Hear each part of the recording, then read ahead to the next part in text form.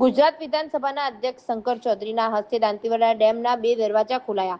બનાસ નદીમાં 2000 ક્યુસેક પાણી છોડાયું. દાંતીવાડા ડેમમાં 9 અને 10 નંબરના દરવાજા ખોલાયા. બનાસકાંઠાના પાટણના 170 જેટલા ગામોને થશે ફાયદો.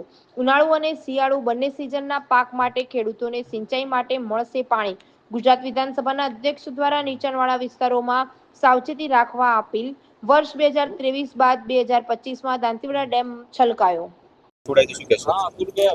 દાંતીવાડા ડેમનું જે રૂલ લેવલ હતું એના કરતાં આજે પાણીના સ્તરની સપાટી વધતા 2 ગેટ ખોલી અને પાણી છોડવાનો નિર્ણય લેવામાં આવ્યો છે. ખાસ કરીને માન્ય વિધાનસભાના અધ્યક્ષશ્રી, માન્ય ધારાસભ્યશ્રીઓ અને આગેવાનો અને ખેડૂતોની હાજરીમાં આ ગેટ ખોલતા આસપાસના જે વિસ્તારના લોકો છે તેમાં ખૂબ ખુશીની લાગણી વર્તી છે અને અંદાજિત 4 તાલુકાઓના 26,000 જેટલા હેક્ટર વિસ્તારમાં પાણી રિચાર્જ પણ થશે. ખાસ કરીને નીચાણવાળા જે વિસ્તારો છે અને નદીમાં ઘણી જગ્યાએ ખાડા પણ છે, આથી લોકોને સાવચેત રહેવા માટે પણ વિનંતી કરવામાં આવે છે.